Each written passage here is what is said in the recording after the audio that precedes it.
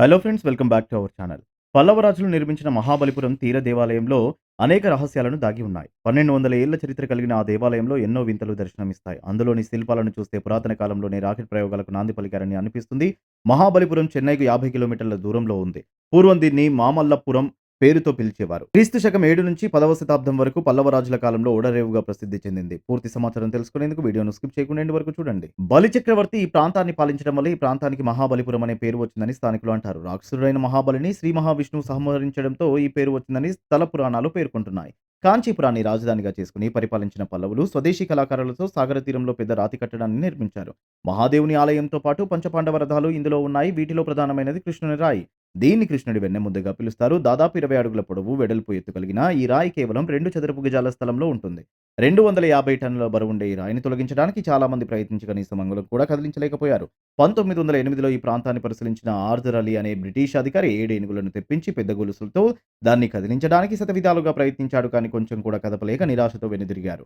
ప్రఖ్యాతిగాంచిన ఈ శిలను పల్లవరాజు నరసింహవర్మ ఆకాశదేవుని రాయిగా పేర్కొని దీనిని ఏ శిల్పి ముట్టకూడదని శాసించాడు. కొందరు మాత్రం గుడి కోసం తెచ్చిన ఈ రాయిని మధ్యలోనే వదిలేశారని వాదిస్తారు. ఇంకొందరు ఇది గ్రహాంతర వాసులు ఎగిరే పల్లమని అంటారు.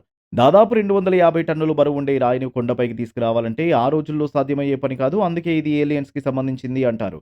ఈ రాయిని పోలిన రాళ్ళు ప్రపంచంలో కొన్ని చోట్ల ఉన్నాయి. అవే ఏలియన్స్ తిరుగుతున్నారనే ఊహాగానాలు వెలువడే మెక్సికో, పెరూలు ఈ ప్రదేశంలోని శిల్పాలను చూస్తే టెక్నాలజీకి అభ్రపడకుండా ఉండలేరు. ఒకే చిత్రంలో ఆవు పాలు తాగుతున్న దూడను చూడవచ్చు. ఆ కాలంలోనే అంతరిక్ష పరిశోధనలకు శ్రీకారం చుట్టారా అనడానికి అనేక శిల్పాలు సాక్ష్యాలుగా నిలుస్తున్నాయి. పల్లవరాజు ఇక్కడ అంతరిక్ష పరిశోధనలు చేశారనడానికి ఆధారాలు కనిపిస్తున్నాయి.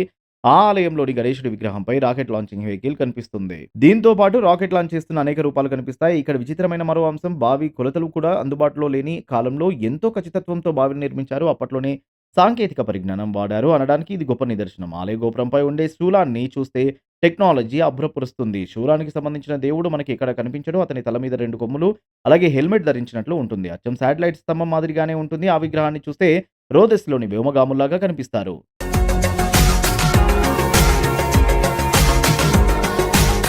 మరిన్ని అప్డేట్స్ కోసం మా ఛానల్‌ని సబ్స్క్రైబ్ చేయండి.